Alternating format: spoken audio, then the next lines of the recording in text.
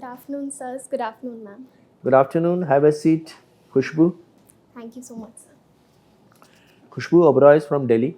Yes. Public administration is your optional. Yes, sir. BSc Food and Nutrition, Human Development, Communication.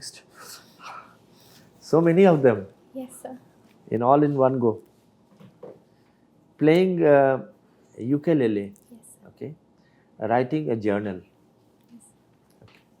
So KHUSBOO, first of all, let me ask you that since public administration is your optional, what are the duties of a collector? So the official duties of a collector include various regulatory challenges like the disaster management related challenges, ensuring public order. So there are also various duties that are provided during elections. And so apart from that, implementation of schemes so that the developmental challenges are met in a proper manner and welfare is ensured. Yeah. So there's just one more function, if you can say, because the collector is the overall head of the district. So the last thing, you have absolutely correct. One is the revenue administration. Yes, sir. Okay. Second is law and order. Yes, sir. Third is developmental function. Fourth is election function. And there is one more. It's coordination. Yes, sir. He's the deputy commissioner also. So he coordinates between various departments. For example, agriculture production. So he coordinates agriculture, power, irrigation. So these are generally the 5 sections. Very well said. Thank you for adding that. Yeah. No, very well said. Okay. Now, can you tell me that what is a PPP project? So, a public-private partnership project involves a project wherein the resources, the risks and the rewards of any project are shared between the public partner as well as the private partner. Risk? Risk, reward and resources, sir. Okay. All right. Rewards, what exactly will you elaborate? Rewards? So, in the sense that the final, during the final output, the profits Okay. are divided. But there is one more thing which the private party brings with it. One is the capital. Yes, sir. One is the risk sharing. Yes, sir. And what is the third thing? So, the expertise. Expertise. Yes. Expertise. So that is the PPP. Okay, very, very good. And now tell me, what is in the context of PPP, what is viability gap funding and why it is necessary? So, viability gap funding is when a project does not have the proper finance to be able to ensure that the project runs in a proper manner. Then the government provides additional funding to help ensure that the project is able to properly be able to finance and run itself. Can you give me an example? So, I am unable to recall any Okay, example. let me give you a hint.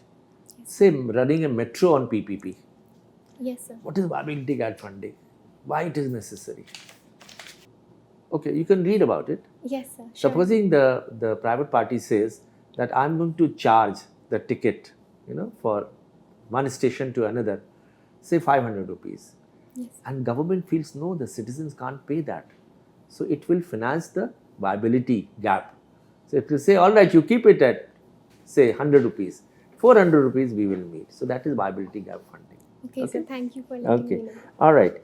Now, can you tell me, Indian diaspora does extremely well outside our country, but they are not able to do that well in India.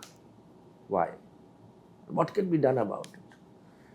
Take the example of Pichai, Nadella, the top men. They are doing so well. Would they have done the same thing if they were in India? What is it that is lacking in this country which is available in the foreign countries? So, firstly, there is surely a challenge when it comes to the quality of education and Education. They all got education in India. Yes, sir, but from going to education to getting a job, there is a gap with respect to that. It has been also highlighted by some government reports that the education system is does not match the industry's standards as such. And secondly, sir, it can also be seen that when it comes to, for example, USA, various big tech companies are situated there. They have their headquarters there. So the people who the diaspora that goes to USA might feel that they might be able to get much better opportunities in that area, and they also might be able to achieve leadership roles there. Okay. Can you explain to me 3 terms? One is elevator presentation. The other is helicopter money. And third is Pygmalion effect. All the 3 are very relevant to the public administration. One is elevator presentation. The other is helicopter money. And third is Pygmalion effect. Have you heard about it? So I have heard about helicopter money, but I'm not able to recall that also. Okay, well. no problem. You can go and read about it. Yes, sir. Surely. Thank you so much. Very good. Excellent. Thank you, sir. Very well. KHUSBOO, Yes. some questions from public administration. You must have heard the name of Appleby. Yes, sir. And he came up with some concept, and that's how Indian Institute of Public Administration was established. Yes, sir. So there was some issue in USA, some system was followed. It was called spoil system. In view of that, do you feel that spoil system has certain merits which can be incorporated now in the present system instead of the expert lateral entry and that kind of a thing, 50-50? Do you feel that bureaucracy will be performing better?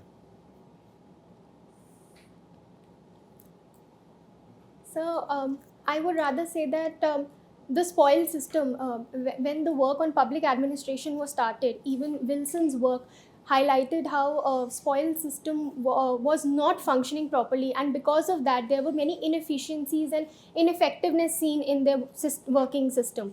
So I believe that instead of that, the current bureaucratic working of Indian system is much better, because it is based on proper merit-based selection, and then it works on proper rules and procedures so that... Very well. Yes. Some subsequent questions. Yes.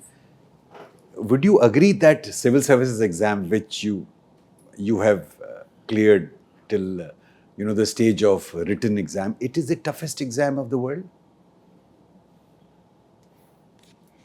This is believed to be the toughest exam. Yes? So it is very tough, but I believe that even if... No. Question was limited to that only. So I think it becomes the toughest because there is a large number of population that applies for this exam. So with that respect... And the best apply and the best reach that stage. Do you agree? Yes, sir.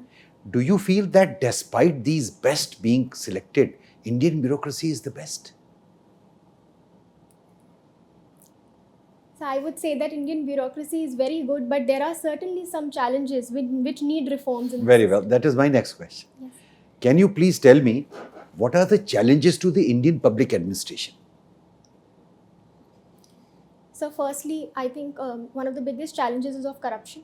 Secondly, there is a perception in some sections that bureaucracy still works in a colonial era mindset, wherein the gap between a civil servant and a normal citizen is high.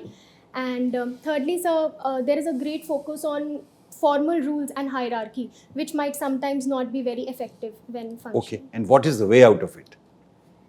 Broadly, very broad. So firstly, I believe that increasing digitalization that is being done, that reduces the interface between citizens and civil servants. So that can help in reducing the corruption challenge. Secondly... how does corruption arise? Discretion. Yes, sir. How to tackle that issue? Yes, sir. With respect to discretion, I feel firstly, digitalization can be the main method. Secondly, sir... use of AI? Yes, that can be done, but that needs to be brought in gradually so that even the challenges of AI are... so there is no revolt? Yes, no revolt in the ranks? Yes, that as well. And even the challenges of AI are not are met in a manner that they do Which not... is acceptable to the people? Yes, sir. Those who are being changed?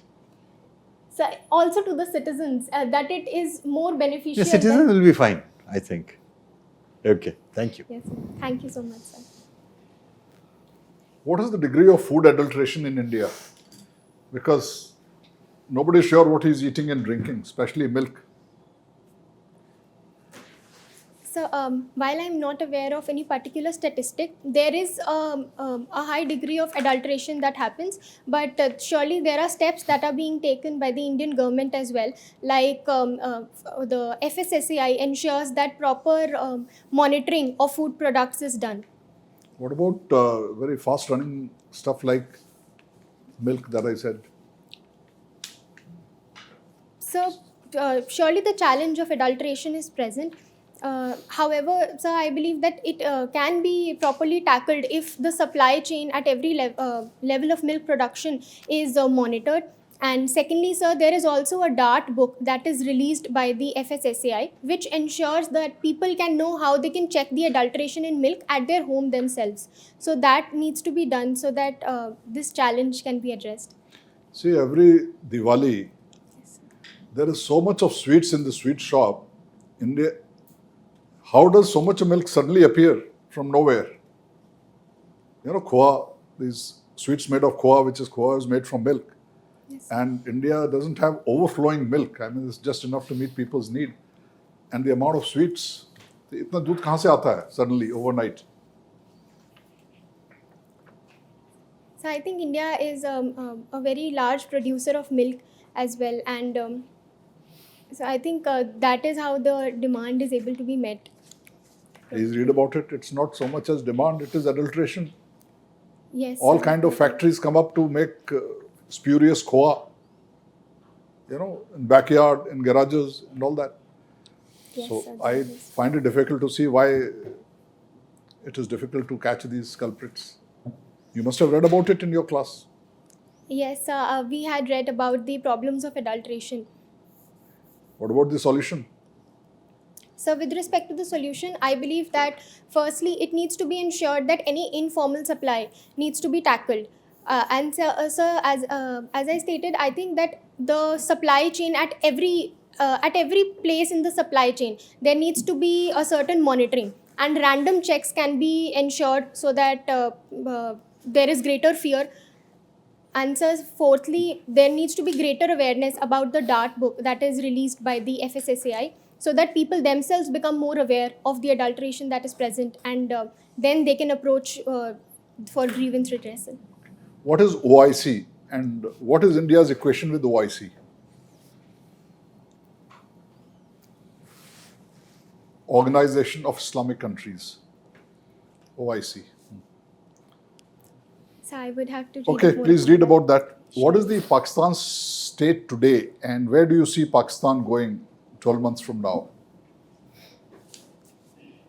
So right now, the state of Pakistan, there is an economic crisis that is going on.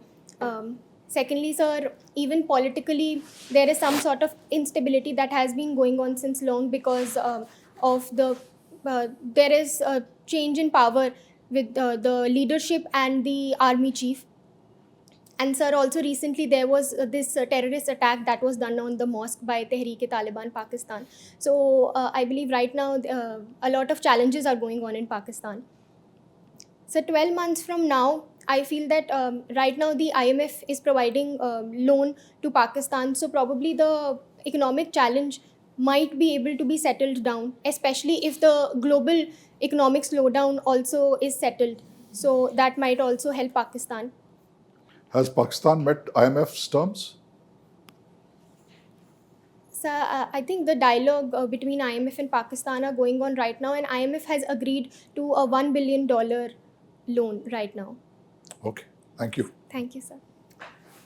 KHUSBOO, we were just now discussing about the toughness of the civil service examinations. A large number of candidates are in the queue, waiting to be selected. Tell me, what are your strengths that stand you out from others? So I believe while many of the candidates who reach here must be surely hardworking and determined towards this exam, I believe what makes me stand out is emotional intelligence, wherein I might be able to gauge in a better manner the balance that is needed between rationality and compassion and empathy. So, in that sense, my leadership, I might be able to be a better leader, which is why I think I should Okay. be selected. This is your self-analysis, huh? Yes. SWOT analysis. Yes, Okay. Do you know something about Mission Karam Yogi? Yes. What is that? Briefly tell me. So, Mission Karam Yogi has been launched by the Government of India as a capacity building program for civil servants, wherein the government tries to ensure that a decentralization of the services is present. Local issues, the civil servants can be trained in a better manner so that they can tackle the local issues and challenges better, and a change from rule based to role based is being emphasized upon. Okay. So at present the bureaucracy is not up to the mark. Can I take it? So I would say the bureaucracy is functioning well, but we can always ensure that more reforms can be brought in. Okay. You know what is a civil society? Yes, sir. The general public that is present in any society. There are many bodies, many agencies which are part of civil society. Yes, sir. What is their role in the formulation of public policy? So civil society members act as additional stakeholders who ensure that more they can either bring in expertise or they can bring in the opinions of different stakeholders who cannot themselves be out there and talk to the government themselves. So the NGOs, for example, or other foundations, they ensure that the opinion of the general public is put out. So whichever policy is made in a democratic manner, so that the voices of all are heard. Okay. Now one more last question from public administration. You know, budget has already been tabled. Discussion has taken place, more or less. Prime Minister also has given his views on the vote of motion of thanks, and Finance Minister is also going to reply to the various queries raised by the opposition leaders. What next? Can we take it that the budget has been passed? Yes, I think. Is there something more, another step to be taken? So I would have to read more into it. Read more about it, because there is committees, departmental committees in all the ministries which discuss the nitty-gritties of the budget, and the bureaucracy is supposed to answer all their doubts, clarify all their doubts, and then they give their recommendations to the parliament, and then consolidated, and then it is voted. Yes, the final Fine. budget is. Yes, sir. Thank you so much. KHUSBOO, have you heard of digital economy tax? Yes, ma'am. What is it? Ma'am, digital economy tax is that will be specifically applied. I think it is 30%, which will specifically be applied on digital assets that are being bought by citizens. I think it also includes cryptocurrency. Are you sure? Ma'am, I would have to read more into it. It's all right. You're from Delhi, and when we think of Delhi, we think of the air pollution. Yes. But KHUSBOO, you have to tell me how this air pollution is impacting the economy of Delhi.